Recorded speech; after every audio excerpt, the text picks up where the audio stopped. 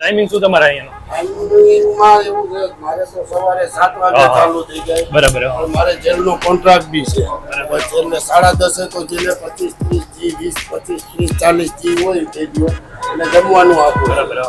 ગુજરાતી થાળી જેલને મારે 20 વર્ષ ત્યાં હું જેલ ચલાવ્યું.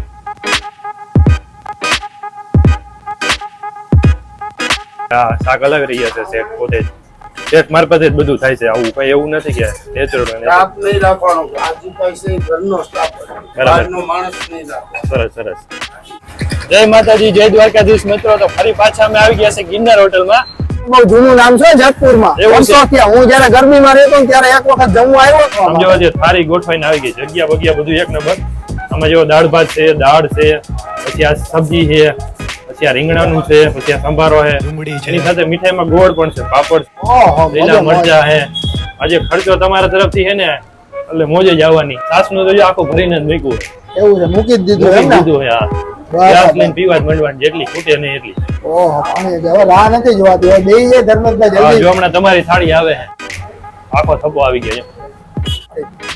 તો ધર્મેશભાઈ ચાલુ કરી દીધું હે જમવાનું. આપણે રીંગણાનું શાક છે તો આપણે ચાલુ કરવાનું છે. હવે થોડી રાહ જોવાની હોય. જમવાનું તો ચાલુ જ હતું ને મિતભાઈ ની થાળી આવી ગઈ છે. આમ જો કેવું ફીલિંગ થાય મિતભાઈ? અરે ફૂલ મોજ યાર. આ જો બે જાતના શાક છે, દાળ છે, આ રીંગણાનું શાક કેવું લાગ્યું ટેસ્ટમાં? જો ટેસ્ટ કરો ખાલી તમે એક વાર. કેવું છે? છે ને ટેસ્ટી એક નંબર. આ ગિરનાર હોટલ નું નામ છે જેતપુરમાં આપણે. અને આપણે આ શેનું શાક છે? બટેટાનું. હમણાં મેં ટેસ્ટ કર્યો બટેટાનું શાક. ઈ એક નંબર શાક. હું કરી લઉં ટેસ્ટ કરો જી તમે, પછી કયો આપણે એવું લાગ્યું? આ મીડિયમ છે, બહુ તીખું નથી એમ. ઘણા લોકો એમાં એવું ઘણે તીખા ખાવાના ચાહક હોય ને તો જો અહીં મરચા આપ્યા બે. બરાબર. મરચા ખાવ ને એટલે તીખાની આપણે જે જરૂરત હોય ને એ પૂરી થઈ જાય. પાછી ગોળે છે સાથે. હા, અને બહુ તીખું લાગે તો તમે ગોળે ખાઈ શકો. હા, આવી રીતે જાઓ. હા, એમ બરાબર. હા. હમ.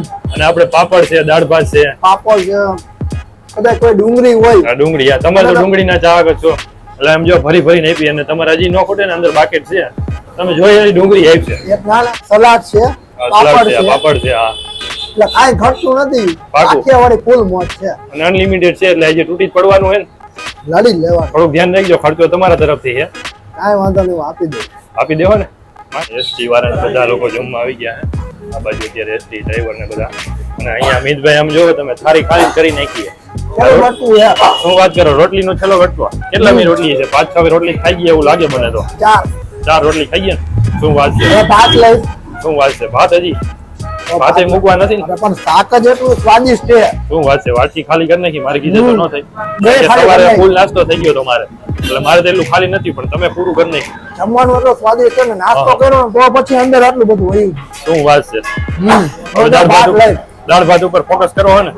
જો ભાત જો નાખો. અમિતભાઈ દાળ ભાત ઠેલવા છે થાળીમાં ભાતની ચમચી ઉપર અને આ નાખી દાળ. અમિતભાઈ હલાવવાનું ચાલુ કરી દીધું. મરચું પૂરું થઈ ગયું. હા, 2 તો મરચા ખાઈ ગયા અમિતભાઈ. જો એ તો મિત્રો તમને કહેતા જ ભૂલાઈ ગયું. ડુંગળી ખાવાનું ચાલુ જ છે. શાકની વાટકી પૂરી કરી નાખી.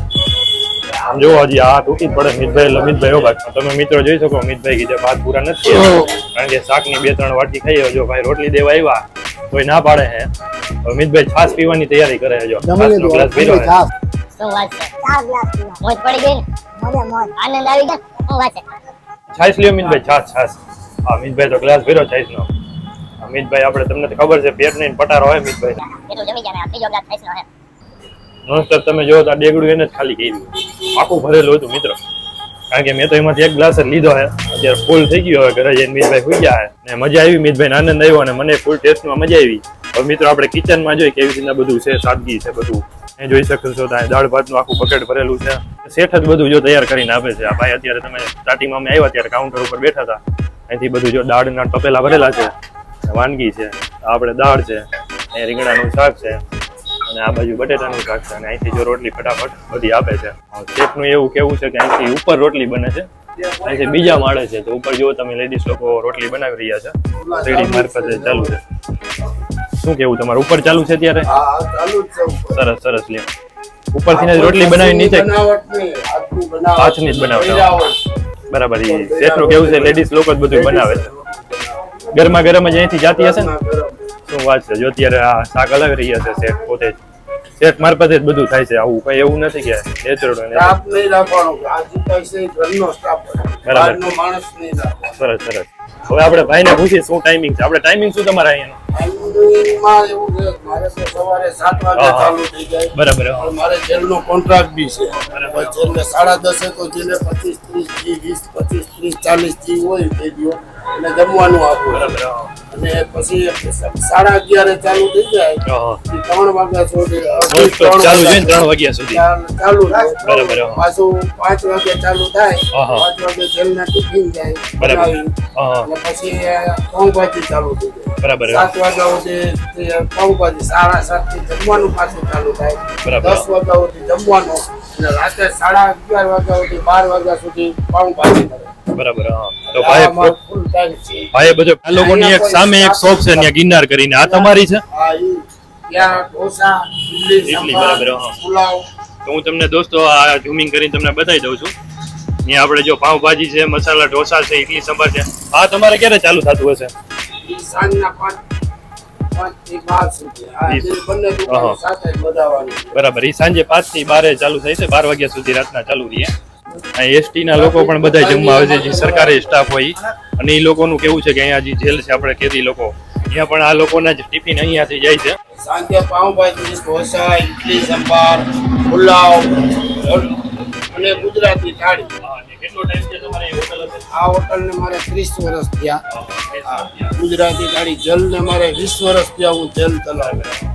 અને જેલમાં કોઈ જાતનું કોઈ પહેલેથી તમે ચલાવો કે તમારા ફાધર પહેલા ચલાવતા હતા? નહીં નહીં. પહેલેથી તમે. બીજી કઈ તમારી બ્રાન્ચ બીજી બ્રાન્ચ પડી ગઈ? બીજી આ જ સામે સામે આપણે તો ચાલો મિતભાઈ, કેવી મજા આવી આજે? મોજે મોજ. હવે અહીંથી આપણે જુનાગઢ જવાનું જ છે. હા, તમે લીધું હોય બરાબર. કોન્ટેક્ટ નંબર 99 86 90 88 કોલ કરી દે એટલે અહીંયા તૈયાર હોય. પછી ભલે કલાક પછી લેવા આવ કે 5 મિનિટ. બરાબર. રાતે 12 વાગ્યા સુધી એટલે મળી. 3 બત્તીથી ગમે ને તમે પૂછો આ ને તીન બત્તી ચોક. બરાબર. એટલે અથવા બસ સ્ટેન્ડે કોઈ બી ને પૂછે ને કે ગિરનાર પાઉંભાજી એટલે બધા બતાવે. ખબર જ છે. સરસ.